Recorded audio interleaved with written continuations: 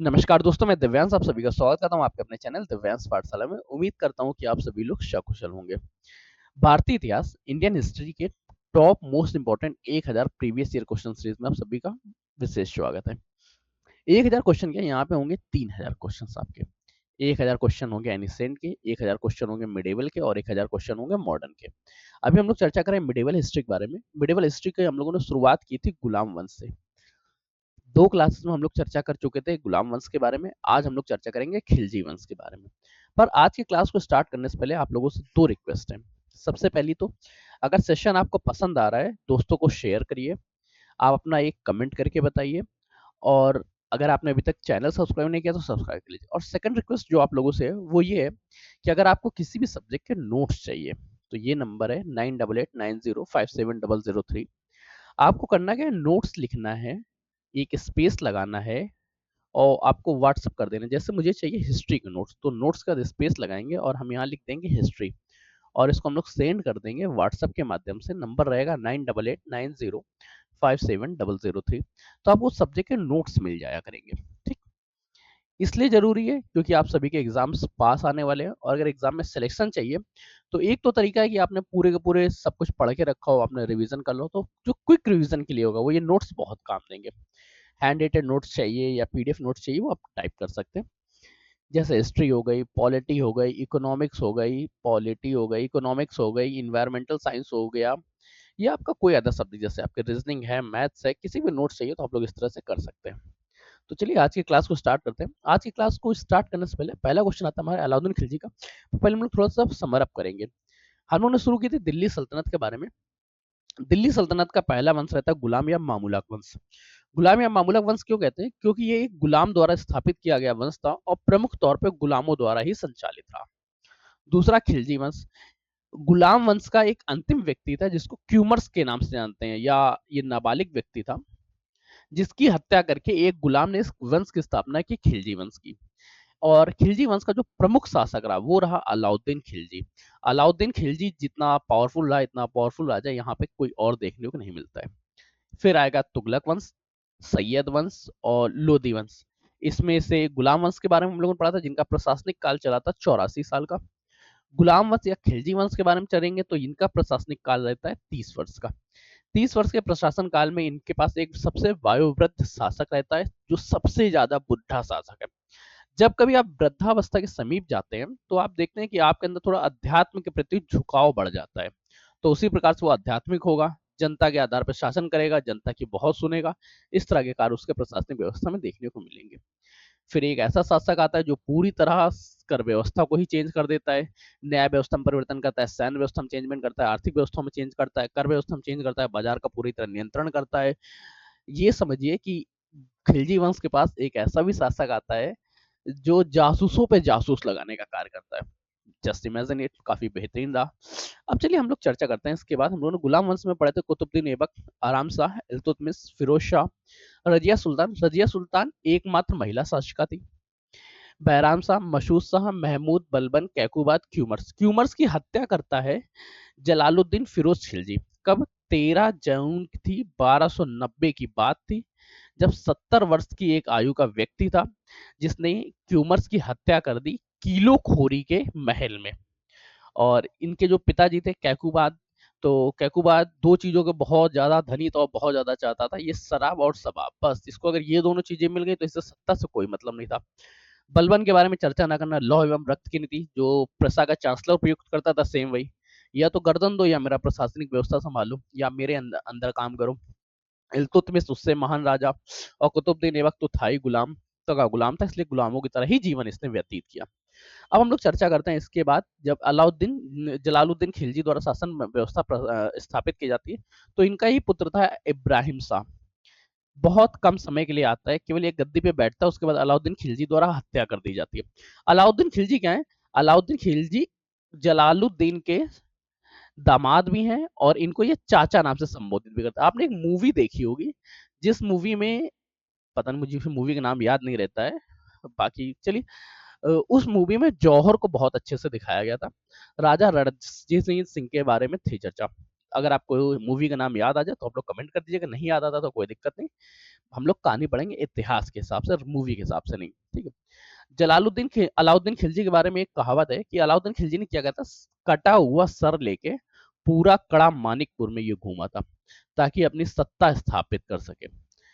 पहले गर्दन काटा, गर्दन काटने के बाद सिर को पकड़ के पूरा कड़ा मानिकपुर में घूमा, और ये वही सर ले गया उसकी पुत्री को दिखाता है, अर्थात अपनी बीवी को दिखाता है। सियाबुद्दीन उमर बहुत ज्यादा अच्छे नहीं रहते हैं। मुबारक सियाबुद्दीन उमर क्या थे, सियाबुद्दीन उमर के बारे में एक चीज ध्यान रखिएगा, इन्होंने अपना पूरा का पूरा प्रशासन कार एक मलिक काफूर के बल पे स्थापित किया।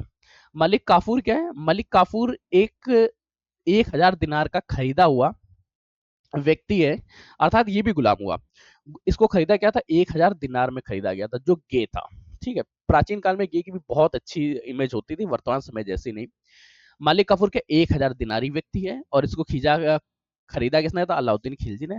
अलाउद्दीन खिलजी का गुजरात अभियान के दौरान परचेज किया था। इसके बाद मुबारक शाह स्वयं को ही, मुबारक शाह खिलजी क्या होता है, इसने स्वयं को ही सुल्तान की उपाधि देता है। फिर नसीरुद्दीन खुसरो शाह, इसके बाद आ जाता है तुगलक वंश। अब हम लोग पढ़ते हैं एक बार डिटेल में क्या क्या अध्ययन है। जलालुद्दीन खिलजी के बारे में अगर अध्ययन करेंगे तो इनका राज्याभिषेक याद रखिएगा, इनका राज्याभिषेक होता है 13 जून 1290 को किलोखरी के महल में। और ये सबसे वृद्ध उम्र का सुल्तान रहा। सबसे वृद्ध उम्र का कैसे, इसने क्यूमर्स की हत्या की। क्यूमर्स था क्या उस समय, नाबालिग पुत्र था, वो भी जलालुद्दीन का, वो भी कहाँ पे, किलो खेरी के महल में हत्या करके। ये देखो, पहले इनकी पोस्ट के बारे में पढ़िए, जब आप पोस्ट देखेंगे तब आप जाके इनके बारे में कुछ अच्छे से देख पाएंगे। इनको सबाना का सूबेदार बनाया गया था। ये थे क्या, शबाना के सूबेदार थे। सबाना के सूबेदार के साथ ही इनका दूसरा पद था सर ए जहांदार। सर ए जहांदार का मतलब क्या हुआ, ये शाही संरक्षक थे, मतलब जो शाही पुत्र होगा उनकी संरक्षा करना या रक्षा करना इनका कार्य था। तो इन्होंने अपने कार्य से ही दोगलापन किया, और दोगलापन करते हुए क्या, जो शाही पुत्र था, जिसको हम लोग कैकुबाद का पुत्र क्यूमर्स के नाम से जानते हैं, कैकुबाद राजा था उस समय, कैकुबाद को इन्होंने नदी में डुबो दिया। नदी में डुबोने के बाद उसका जो पुत्र था क्यूमर्स, उसको लेके चले गए एक महल में और उसकी हत्या कर दी। इस तरह से पूरा का पूरा साम्राज्य समाप्त हो गया, गुलाम वंश समाप्त हो गया। गुलाम वंश समाप्त होने के बाद 1290 13 जून और 1290 को जलालुद्दीन खिलजी ने खुद को सुल्तान घोषित कर दिया। घोषित करने के बाद इनका उस समय एज थी 70 वर्ष। अर्थात अगर आपसे क्वेश्चन ये पूछे सबसे ज्यादा वृद्ध सुल्तान कौन था, तो वो जलालुद्दीन खिलजी था।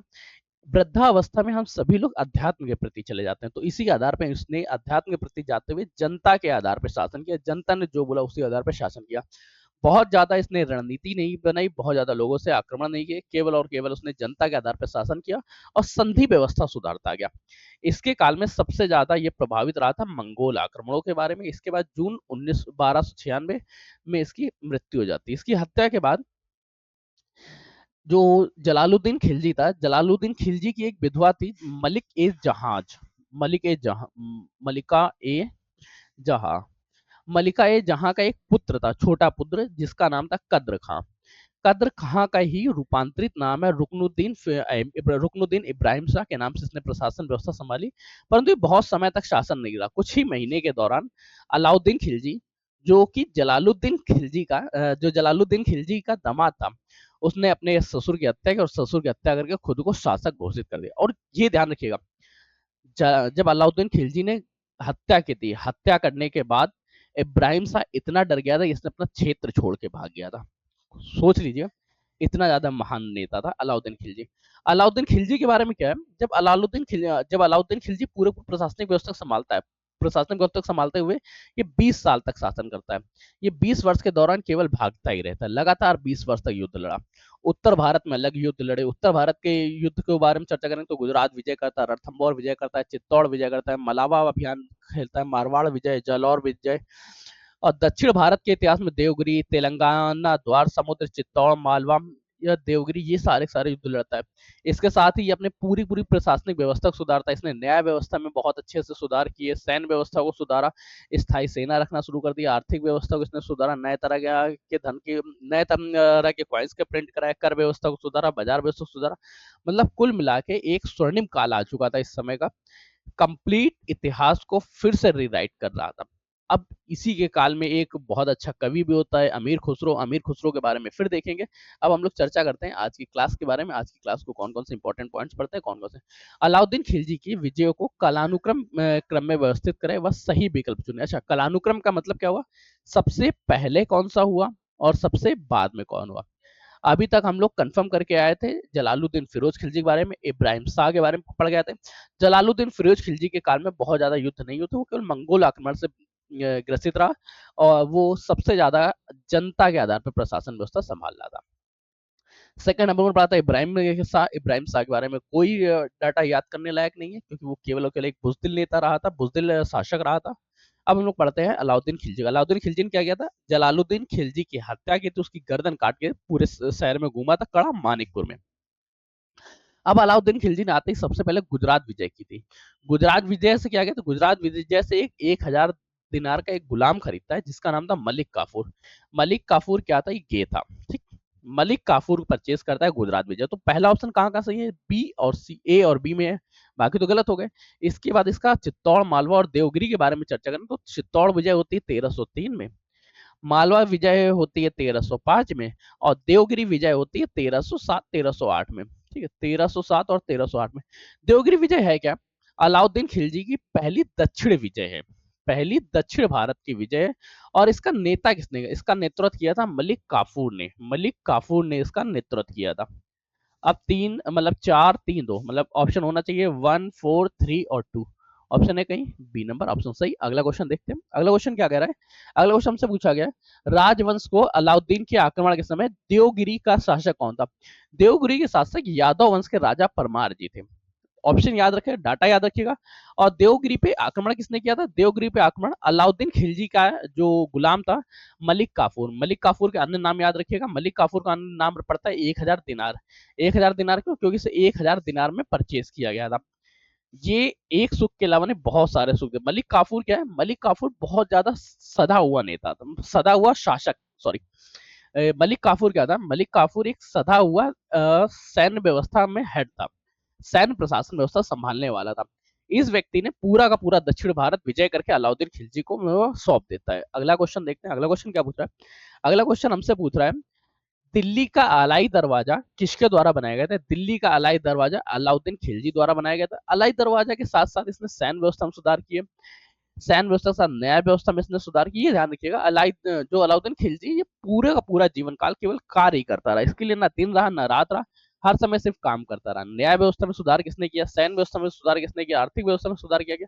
अगर आप कभी ये चाहते हैं कि अलाउद्दीन खिलजी पे पूरा पूरा एक डेडिकेटेड क्लास ली जाए, जिसमें आधा घंटा 1 घंटा जितनी भी क्लास हो सके अलाउद्दीन खिलजी के बारे में चर्चा करें, तो आप लोग कमेंट करके बताइएगा मुझे, क्या मैं आपके लिए क्लास अरेंज करा दूंगा। अगला क्वेश्चन देखते हैं, निम्नलिखित में कौन सा 14वीं शताब्दी का कवि था। ठीक है, 14वीं शताब्दी के कवि के बारे में चर्चा करें तो वो थे अमीर खुसरो जी। अमीर खुसरो के ग्रंथ याद रखिएगा, एक नूह सिपेदार, के ग्रंथ आपसे पूछे जा सकते हैं। नूह सिपेदार, सिपेदार, देवल रानी, राइटिंग बहुत अच्छी है इसलिए आप लोग जो मैं बोल रहा हूँ उसको याद रखिए, देवल रानी, तुगलकनामा, तुगलकनामा, तुगलकनामा सब, तारीख ए अलाई, तारीख ए अलाई, तारीख ए अलाई नाम के इनके प्रमुख ग्रंथ हैं। इसके साथ ही जो अमीर खुसरो के बारे में चर्चा करें, इनका जन्म उत्तर प्रदेश के एटा में हुआ था, 1253 ईस्वी में हुआ था। ये तबला और सितार का इन्होंने आविष्कार किया था, कव्वाली गायन शैली का इन्होंने प्रारंभ किया। साथ में इनका अन्य नाम के बारे में चर्चा करें तो इन्हें तूती ए हिंद या हिंदुस्तान का, भारत का तोते के नाम से जानते हैं। इन्होंने अपने प्रशासन काल के दौरान 6 तरह के या 6 शासकों के बाद 6 शासकों का शासन काल देखता है। कौन, बलबन इनके शासन काल में रहता है, इनके काल में रहता है। इन्होंने कैकुबाद का प्रशासन व्यवस्था संभाला, जलालुद्दीन खिलजी का देखा, अलाउद्दीन खिलजी का देखा, मुबारक शाह खिलजी का देखा और गयासुद्दीन तुगलक का देखा। तुगलक वंश के संस्थापन के बाद इनकी मृत्यु होती है या इनकी मृत्यु हो जाती है। अमीर खुसरो के बारे में कंफर्म हो गया। अमीर खुसरो के मुख्य ग्रंथ कौन से हैं, तबला का आविष्कार किसने किया, सितार का आविष्कार किसने किया, कव्वाली गायन किसने किया, अन्य नाम क्या है, तूती हिंद या भारत का तोते के बारे में। जन्म कहाँ होता है, उत्तर प्रदेश के एटा में 1253 ईस्वी में। इन्होंने 6 शासक देखे, बलबन, कैकुबाद, जलालुद्दीन खिलजी, अलाउद्दीन खिलजी, मुबारक खिलजी, मुबारक खिलजी इसको खुसरो खां के नाम से, और गयासुद्दीन तुगलक के बारे में। फिर हम लोग इसके बाद देखते हैं अगला क्वेश्चन क्या पूछ रहा है। अगला क्वेश्चन हमसे पूछ रहा है अलाउद्दीन खिलजी का शासनकाल कितने वर्षों तक चला था। आपको याद होगा अलाउद्दीन खिलजी 1296 में गद्दी में बैठता और 1316 में हत्या हो जाती है। बच्चे कितने 20 वर्षों तक शासन किया। कंफर्म। अगला क्वेश्चन देखते हैं। अगला क्वेश्चन पूछा निम्नलिखित में से किसने अपने आप को खलीफा घोषित किया था। थोड़ा सा अगर हम लोग इतिहास देखें तो इतिहास में भी हम लोगों ने पढ़ा था शहाबुद्दीन उमर ने क्या किया, मलिक काफूर के आधार पर प्रशासन किया। और जो ये कुतुबुद्दीन मुबारक शाह खिलजी था, इसने खुद को शासक बनाता था, खुद को सुल्तान बनाता था, इसने खुद को खलीफा की उपाधि उसने घोषित की। खुद को अपने आप को खलीफा किसने बनाया, मुबारक शाह खिलजी ने। कंफर्म। अगला क्वेश्चन देखते हैं। अगला क्वेश्चन से पूछ रहा है दिल्ली सल्तनत में किस सुल्तान ने सर्वप्रथम स्थायी सेना रखी। साथ में इसने घुड़सवारों को अभी तक जो जागीर दी जाती तो जागीर देने की प्रथा समाप्त कर दी। जागीर देने की प्रथा समाप्त करके इसने नकद वेतन देना प्रारंभ किया। अगर आपके पास घोड़े एक्स्ट्रा तो आपको एक्स्ट्रा धनराशि मिलेगा। एक कल घोड़ा के साथ चलता तो उतना धन मिलेगा, दो के साथ चलता तो ज्यादा धन मिलेगा। जब इसने नकद व्यवस्था प्रारंभ की तो इसने एक चीज देखी कि हमारे यहाँ की जो कर व्यवस्था एवं बाजार नियंत्रण व्यवस्था है, वहां पे लोग मनमाने ढंग से सामान बेच रहे हैं। तो इसके सैनिकों को कभी भी बाजार से सही रूप में सामान खरीद नहीं पाते, उनका जीवन यापन नहीं हो रहा था। तो फिर उन्होंने कर व्यवस्था को भी सही किया, उसके साथ बाजार व्यवस्था को भी नियंत्रण किया कि टैक्सेशन भी बहुत अच्छे से लिया जाए, बाजार व्यवस्था भी एकदम नियंत्रण। इसके काल में यह था कि अगर जस्ट सपोज आपने एक तोला भी सामान कम तोला है तो एक तोला के बराबर उस इंसान को जिसने तोला था, जिसने यह विक्रय किया था, उसको अपने शरीर का मांस काटना पड़ता। स्थायी सेना किसने रखी, अलाउद्दीन खिलजी ने। नगद वेतन किया जागीर की जगह पे। ठीक है, अगला क्वेश्चन देखते हैं। अगला क्वेश्चन खिलजी वंश का अंतिम शासक कौन सा था। ये भी क्वेश्चन आपसे पूछने वाला है क्या, ये तो आप लोगों को पता ही होगा कि खिलजी वंश का अंतिम शासक कौन था। खिलजी वंश का अंतिम शासक नसीरुद्दीन खुसरो शाह। ये खुसरो शाह जो इनको कभी कभी आप लोग इस तरह से भी खुसरो शाह देखने को मिल जाएगा, खुसरो शाह भी देखने को मिल जाएगा, या खुसरवा शाह भी देखने को मिल जाएगा। ठीक है, अगला क्वेश्चन है गुजरात में नुसरत खान ने मलिक काफूर को कितने दिनार में खरीदा था। अभी तक हम लोग इतनी बार पढ़ते ही आए हैं तो आप लोगों को कंफर्म ही हो चुका होगा। चलिए आज का सेशन यही रख रहे हैं। अगर सेशन आपको पसंद आया हो तो लाइक करिएगा, दोस्तों शेयर करिएगा। उससे पहले अगर आप किसी भी एग्जाम्स के, अगर आप उत्तर प्रदेश पुलिस की तैयारी कर रहे हैं, आप एसएससी के एग्जाम्स की प्रिपरेशन कर रहे हैं और आपको नोट्स चाहिए, तो नोट्स के लिए आपको करना क्या है, एक आपको नंबर दिया गया है 9889057003। इस नंबर पे आपको टेक्स्ट करना है, क्या लिख के, NOTS नोट्स स्पेस, और आपको अपना स्पेस लगाना है। और आपको फिर जैसे आप पॉलिटी चाहिए पॉलिटी लिख दीजिए, हिस्ट्री चाहिए हिस्ट्री लिख दीजिए, इकोनॉमिक्स चाहिए इकोनॉमी लिख दीजिए, ज्योग्राफी चाहिए ज्योग्राफी चाहिए, जिस भी सब्जेक्ट का चाहिए उसका नोट्स लिख दीजिएगा। करंट अफेयर्स का चाहिए करंट अफेयर्स लिख दीजिएगा। आपको नोट्स प्रोवाइड करा दिए जाएंगे। और ये आपको करना है, ये आपको करना है व्हाट्सएप पे। आज का सेशन यही रख रहे हैं। तब तक के लिए कीप स्टडिंग कीप स्माइलिंग, पढ़ते रहिए मुस्कुराते रहिए। पढ़ाई मुस्कुराहट एक साथ अच्छी लगती है। और हाँ, लाइक शेयर और सब्सक्राइब मत भूलिएगा, क्योंकि आपका एक सब क्वेश्चन हमारे लिए मोटिवेशन का और आपका सिलेक्शन के प्रति एक नया कदम होता है। धन्यवाद दोस्तों।